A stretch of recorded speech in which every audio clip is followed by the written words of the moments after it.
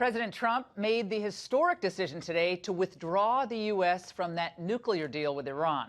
He also signed a memo slapping tough sanctions on the Iranian regime. Well, U.S. allies have complained that leaving the deal could be dangerous. But the president said it's more dangerous to keep the deal in place. The Iran deal is defective at its core. If we do nothing, we know exactly what will happen. In just a short period of time, the world's leading state sponsor of terror will be on the cusp of acquiring the world's most dangerous weapons. At the heart of the Iran deal was a giant fiction that a murderous regime desired only a peaceful nuclear energy program. Today, we have definitive proof that this Iranian promise was a lie. On top of that, more huge news. The president announced that the time, date, and location have been set for a summit with North Korean leader Kim Jong-un. And Secretary of State Mike Pompeo is now in North Korea for a second time to pave the way for the talks. Moments ago, I spoke exclusively with President Trump's National Security Advisor, John Bolton, about today's developments. Okay, this is a big day today. You know, people are freaking out. The usual suspects are freaking out, and then a couple of other not-so-usual suspects. This is what, though, the Democrats said about this deal back in 2015 when Obama had negotiated. Let's watch. The whole purpose of our negotiation was to ensure that there would be no pathway for Iran to achieve nuclear weapons capability. And this deal doesn't achieve that. This agreement is too flawed and too dangerous for us. I read the Joint Comprehensive Plan of Action last night, over 100 pages. I'll be honest, I was skeptical going in. There's nothing that I read last night that alleviates my skepticism. Look, the fact is the deal has been flawed from the beginning. I think the president laid that case out in his statement today. He gave the Europeans and others a chance to fix it.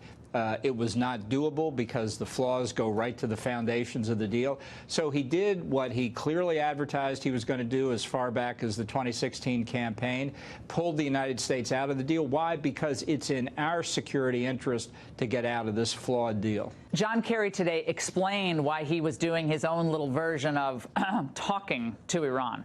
Until today, until this afternoon, the policy of the United States of America was to be in the Iran agreement. Until today, our nation remained one of the guiding forces within that agreement, and only today did the policy change. My conversations with these people are the normal conversations that I assure you every former Secretary of State has with leaders in other countries, and all I did was suggest to them, look, you guys really ought to try to keep the agreement. Look, John Kerry's objective was to get a deal, so it's not surprising John Kerry's objective today was to keep the deal. It's the wrong objective. The objective should be to prevent Iran from getting deliverable nuclear weapons. The deal not only didn't accomplish that objective, in many ways it facilitated Iran's efforts. So what President Trump did by pulling out of the deal is get back to what the real objective should be, stopping this dangerous regime from threatening us and our friends around the world with nuclear weapons.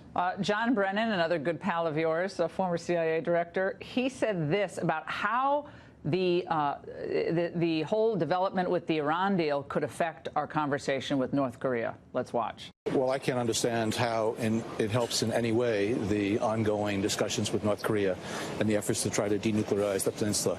It totally undercuts the credibility of America's word. Well, as on so many other things, Director Brennan is flatly wrong. In fact, he's 180 degrees in the wrong direction. As President Trump said, this sends North Korea a signal that we're not in these discussions with Kim Jong-un just to have a deal. We're in them to denuclearize North Korea. So it's an indication of how serious President Trump is. As he said, when he says he's going to do something, he carries through on it. Iran today said they were going to continue to try to abide by the terms of the deal, working with Russia, China, France, and beyond.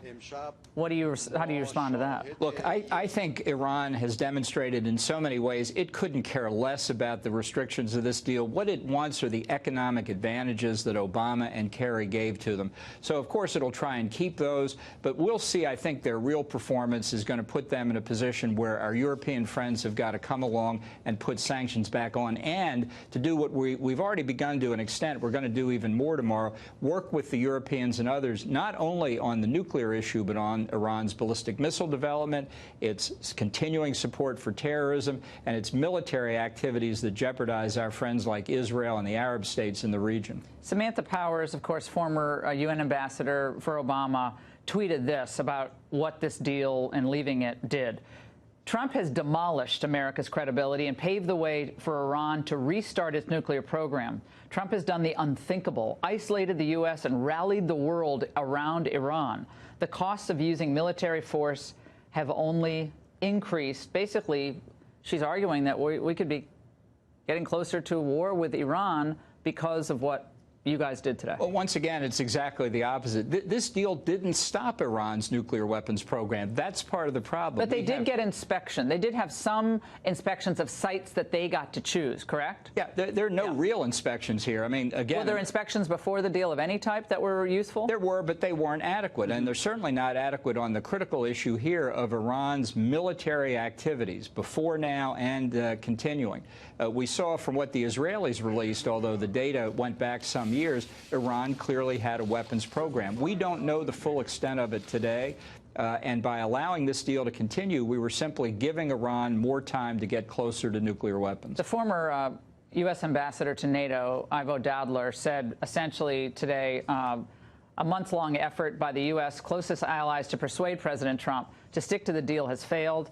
This failure not only dooms the deal itself, but also shows that when it comes to U.S. foreign policy, allies no longer count.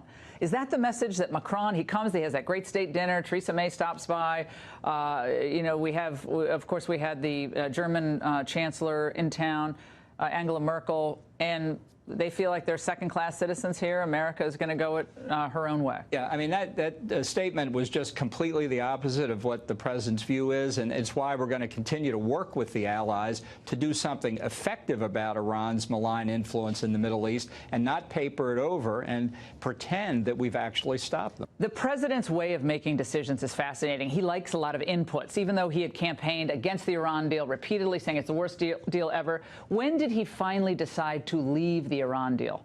Well, I think just before the speech, really. Before the speech? The process you've described is accurate. For people who don't understand how the president considers these things, he doesn't make spur-of-the-moment decisions. He has listened to everybody who wanted to talk to him, up to and including over the weekend with Prime Minister May of Great Britain. He gave every one of them a chance to try and fix the deal, and unfortunately, they didn't come close because the deal itself is inherently flawed. Iran should not have uranium enrichment and plutonium reprocessing capabilities. That's what we're going to ask of North Korea. That's what we ought to be thinking of. So what can you tell us about Pompeo's trip to North Korea? I mean, we see Kim Jong-un was walking on the beach today with the Chinese leader. This is all tangled up in U.S. trade policy, too, and Lighthizer and company didn't get any real progress that we know of with China last week on their big trip. We need China to help with North Korea. Are they an honest broker? Tell us what's going on here. Well, there's a lot of parts in motion, and Secretary Pompeo should be arriving in North Korea right now.